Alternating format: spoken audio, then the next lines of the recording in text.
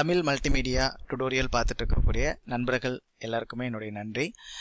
இந்த வீடியோவில் நம்ம பார்க்க போகிறது HTMLல இட்டாலிக்குங்கிற ஒரு டேக் வந்து நம்ம வந்து கிரியேட் பண்ண போகிறோம். அதாவது இப்போ எக்ஸாம்பிள் வந்து போல்டுங்கிற ஒரு டேக்கை நம்ம கிரியேட் பண்ணிவிட்டு ஒரு டெக்ஸ்ட்டுக்கு வந்து டெக்ஸ்ட்டு கொஞ்சம் போல்டாக இருக்கிற மாதிரி நம்ம ஒரு ஆப்ஷன் அப்ளை பண்ணி பார்த்தோம். இதில் வந்து பார்த்திங்கன்னா நம்ம இப்போ இட்டாலிக்குங்கிறத நம்ம வந்து அப்ளை பண்ணி பார்க்க போகிறோம். ஸோ அதுக்கு நான் என்ன பண்ண போகிறேன், இட்டாலிக்கு ஐங்கிற ஒரு டேக் ஒன்று நான் கிரியேட் பண்ணிக்கிறேன். கிரியேட் பண்ணிவிட்டு இப்போ நான் வந்து ஏதாவது ஒரு வேர்டு நம்ம கொடுக்க போகிறோம். ஸோ எக்ஸாம்பிள் வந்து பார்த்தீங்கன்னா இப்போது வெல்கம் டு மை பேஜ்ங்கிறத நான் கொடுக்குறேன். இப்போ முதல்ல வந்து ஃபஸ்ட்டு டைப் பண்ணிக்கலாம், வெல்கம்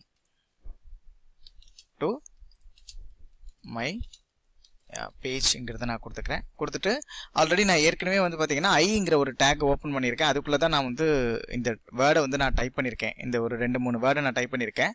அதை வந்து இப்போ நம்ம அந்த க்ளோசிங் டேக் ஐங்கிற அந்த க்ளோசிங் டேக்கையே நம்ம இப்போது இங்கே கொடுத்துட்றோம். இப்போ க்ளோஸ் பண்ணியாச்சு. இப்போ நம்ம என்ன பண்ணிக்கலாம், சேவ் பண்ணிவிட்டு நம்ம வந்து ரன் பண்ணி பார்க்கலாம். இது பார்க்கும்போது இப்போ இந்த இட்டாலிக்குங்கிற டேக் எப்படி இருக்கும், எப்படி இந்த எஃபெக்ட் வந்து உங்களுக்கு எப்படி தெரியும்னு பார்த்தீங்கன்னா, இந்த ஸ்டைல் வந்து உங்களுக்கு எப்படி தெரியும்னு பார்த்தீங்கன்னா, டெக்ஸ்ட் வந்து கொஞ்சம் சாய்வாக இருக்க மாதிரி இருக்கும். அதாவது ஒரு நேராக இல்லாமல் கொஞ்சம் சாய்வாக இருக்க மாதிரி இருக்கும். இந்த மாதிரி ஒரு எஃபெக்ட், இந்த மாதிரி ஒரு ஸ்டைலுக்கு தான் நம்ம வந்து அந்த இட்டாலிக்குங்கிறத நம்ம வந்து யூஸ் பண்ணுவோம். அதை தான் நம்ம வந்து இப்போ இந்த ஒரு டேகாக கிரியேட் பண்ணி நம்ம வந்து கொடுத்துருக்கோம். இப்போ நான் என்ன பண்ண போகிறேன், சேவ் பண்ணிக்கிறேன். சேவ் பண்ணிவிட்டு இங்கே நம்ம அந்த ப்ரௌசருக்கு வந்துட்டு ஒரு நான் ரீஃப்ரெஷ் கொடுத்தேன்னா பாருங்க, இப்போ வந்து பார்த்தீங்கன்னா வெல்கம் டு மை பேஜ்ங்கிற அந்த வேர்டு வந்து நமக்கு வந்து தெரியுது. இப்போ கிராஸாக நமக்கு வந்து தெரியுது. இது வந்து டெக்ஸ்ட் சைஸ் ரொம்ப சின்னதாக இருக்கிறதுனால நமக்கு வந்து ரொம்ப சின்ன சைஸில் நம்மளுக்கு வந்து டெக்ஸ்ட் சைஸ் தெரியுது. ஃபாண்ட்டோட சைஸை வந்து நம்ம வந்து இன்க்ரீஸ் பண்ணலாம். அது எப்படி பண்ணுறதுங்கிறத நம்ம அடுத்தடுத்த டுடோரியலில் நம்ம வந்து பார்க்கலாம். முன்னாடி நம்ம பார்த்த டுடோரியலில் வந்து பார்த்தீங்கன்னா பேக்ரவுண்ட் கலரில் நம்ம அப்ளை பண்ணியிருந்தோம், ஹெட்டர் அப்ளை பண்ணியிருந்தோம்.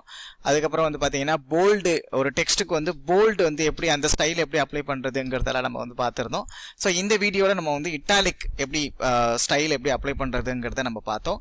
இனிமேல் வரக்கூடிய டுடோரியலில் வந்து பார்த்தீங்கன்னா பேசிக் HTMLலேருந்து பார்த்துட்டு வந்துட்டு அதுக்கப்புறம் வந்து பார்த்தீங்கன்னா HTML அதாவது வெப் டிசைனிங்கில் நம்ம அட்வான்ஸாக பயன்படுத்தக்கூடிய அந்த CSS அந்த மாதிரி லாங்குவேஜஸ் எல்லாம் எப்படி வந்து யூஸ் பண்ணுறதுங்கிறத நம்ம வந்து இனிமேல் வரக்கூடிய டுடோரியலில் நம்ம வந்து பார்க்கலாம். இந்த வீடியோ உங்களுக்கு பிடிச்சிருந்ததுன்னா வீடியோ லைக் பண்ணுங்கள், உங்கள் நண்பர்களுக்கு ஷேர் பண்ணுங்கள். வீடியோவை பற்றி உள்ள கேள்விகள் சந்தேகங்கள் ஏதாவது இருந்ததுன்னா மறக்காமல் கமெண்ட்ஸ் பகுதியில் சொல்லுங்கள். மீண்டும் ஒரு அடுத்த வீடியோவில் உங்கள் எல்லாரையுமே சந்திக்கிறேன். தேங்க்யூ, நன்றி.